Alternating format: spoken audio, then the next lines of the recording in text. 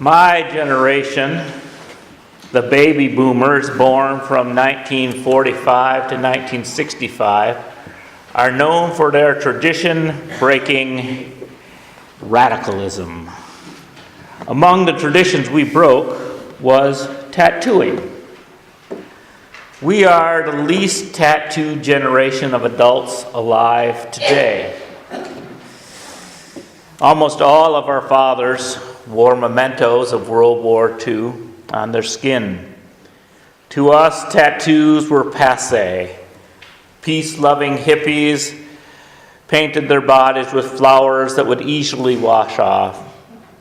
The generations following us boomers, Generation X and the millennials, male and female, adorned their bodies with permanent declarations of who they are and what is important.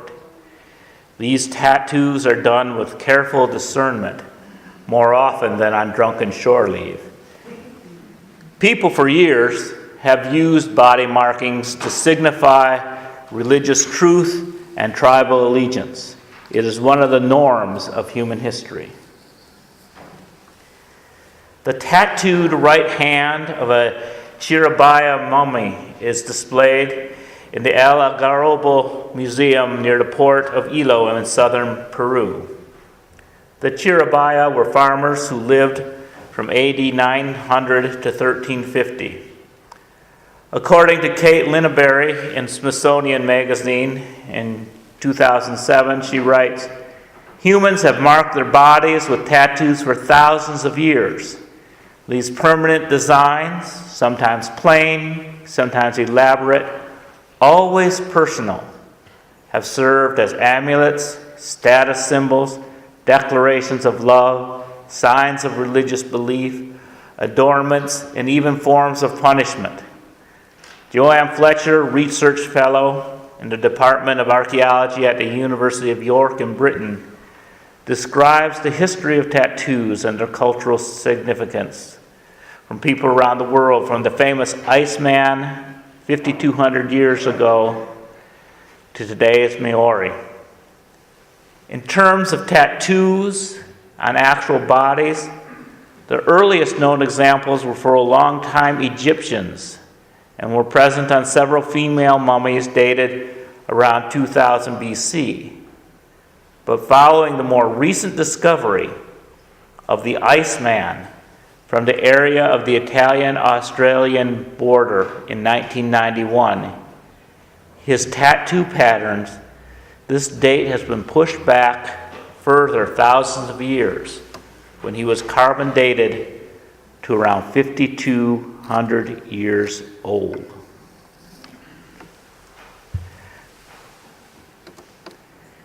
The ancient Hebrews tried to distinguish themselves from their neighbors.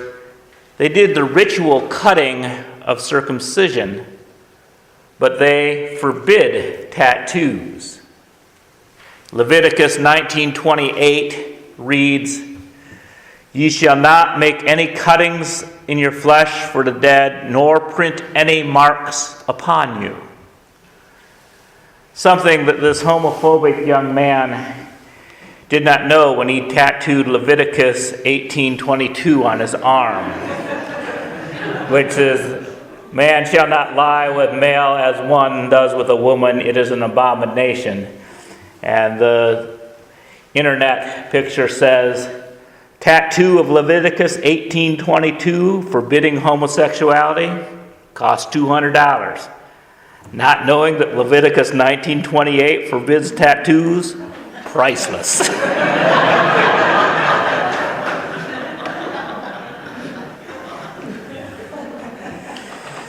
For centuries, according to earthhenna.com, Mendi, the art of henna painting on the body, has been practiced in India, Africa, and the Middle East, where the henna plant is believed to bring love and good fortune and protect against evil.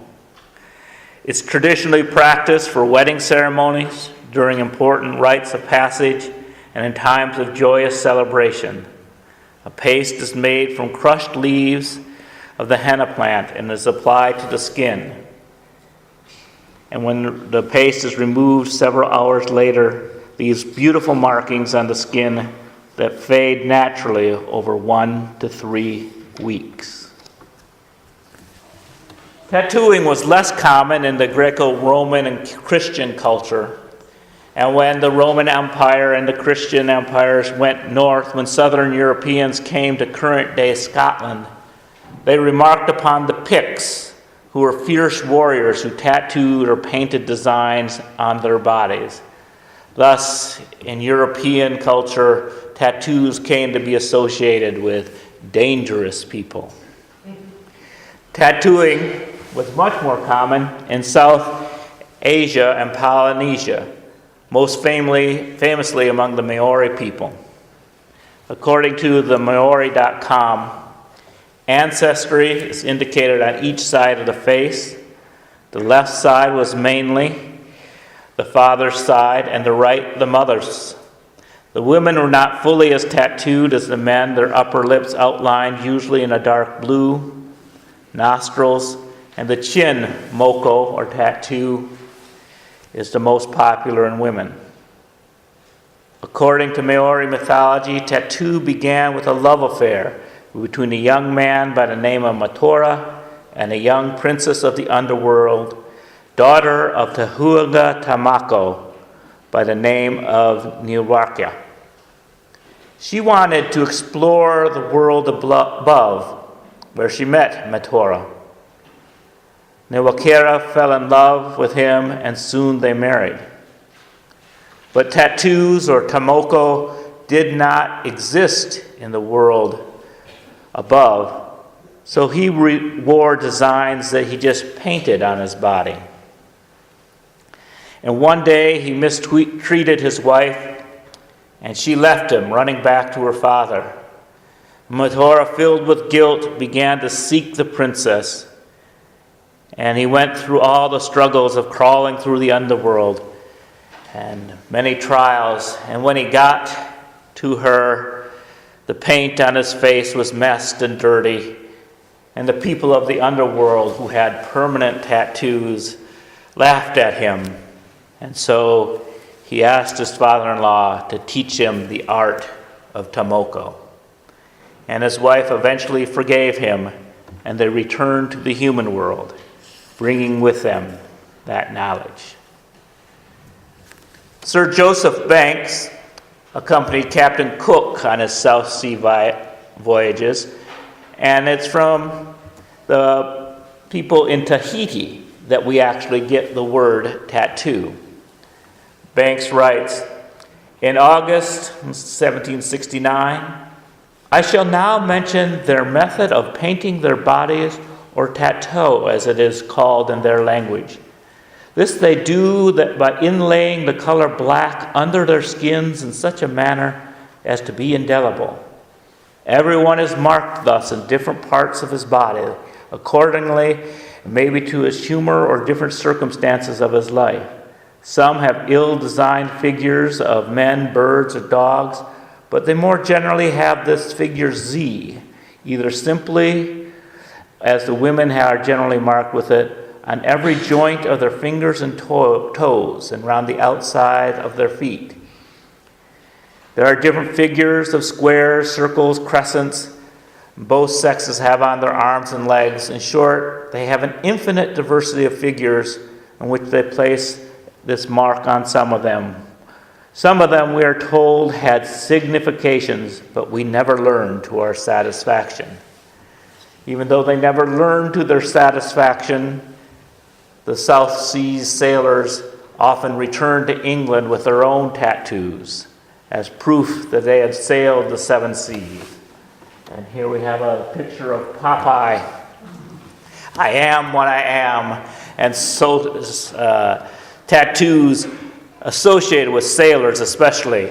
And with the rise of the war in the Pacific theater, especially soldiers who were in the Pacific, came back home with tattoos. But in Europe, tattoos had an entirely different and horrible meaning. As Jews were rounded up and placed in concentration camps, they were stripped of their names and given a number so they could be efficiently tracked through the system. Tattoos were a symbol of dehumanization. Ironically, as Holocaust survivors are now dying of old age, some of their grandchildren and great-children are getting replica tattoos to commemorate the struggle of their ancestors, making sure they never forget.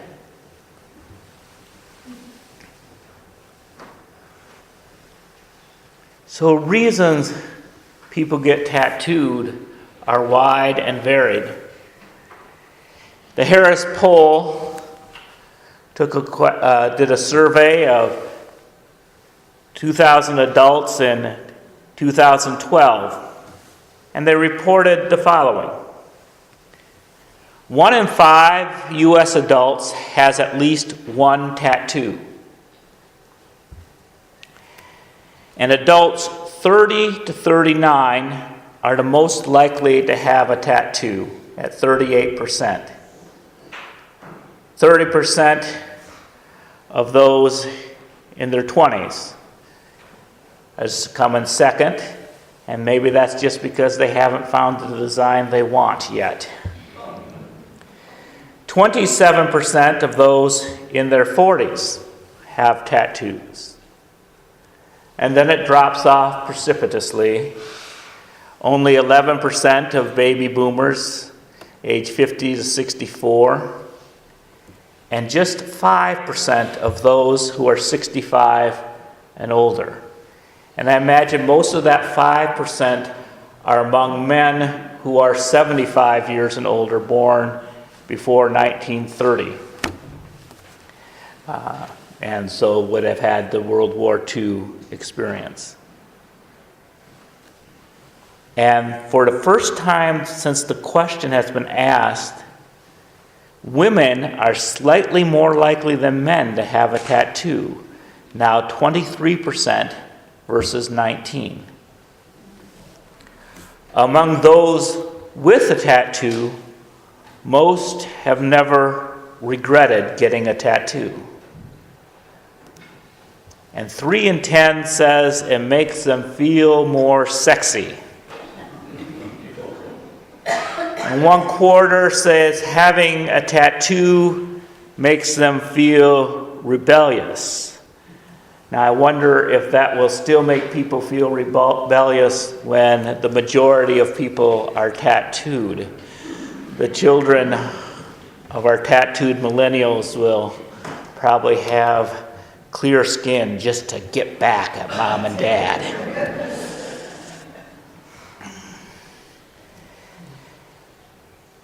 And 21% said both, that it makes them feel attractive or strong. I think just the process of going through being poked and saying, I survived that, is probably an event in itself. And 16% said it made them feel spiritual. Some people have sent me pictures of their tattoos, and they may identify themselves after the service to you at coffee hour. But since this is going up on the web, I'm not going to put their name out for everybody to know. One person writes, I had wanted a tattoo for a number of years, but had no idea exactly what I wanted. I kept thinking something cute and whimsical, and I'd looked at lots of designs and other people's tattoos over the years, but I was never inspired by any of them. I had no idea what I wanted, or even for that matter, why I wanted one. About 14 or 15 years after the initial starting to look, I was leafing through a catalog of imports from Ireland when I saw a wood carving that immediately transferred into a tattoo in my mind. But it still wasn't quite right. My father was born in Ireland and always felt closer to that side of my cultural heritage, what with the fairies and the wee folk and the magic of it all. The beauty of intricate Celtic knots was my preferred symbol of eternity, and the Celtic knotwork and the design was in a diamond shape, a diamond being my birthstone.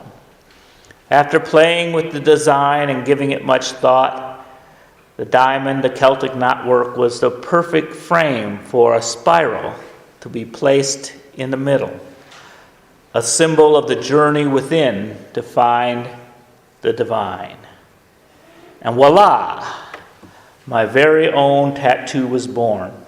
I took the design to a well-respected tattoo artist in Hammond, and we worked out the color to shades of blue for the knotwork and more tribal looking to me, with a blue spiral overwashed with orange-red fire.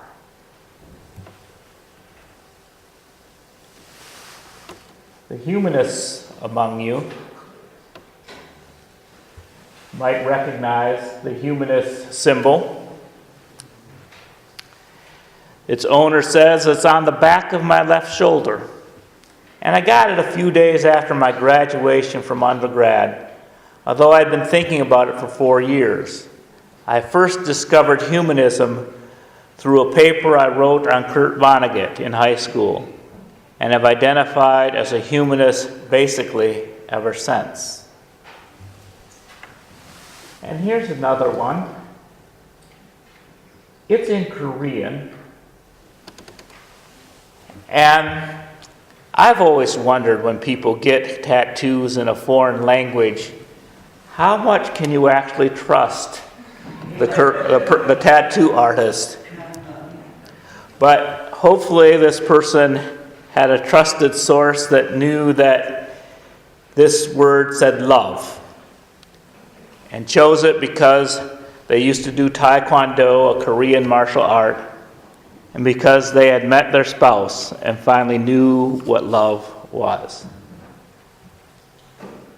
This person also has a second tattoo. Live, laugh, and vote. Sort of a motto. Equally important, all three. This last tattoo that someone sent me is remarkable. It's tree roots around the ankle and 3 trees rising up.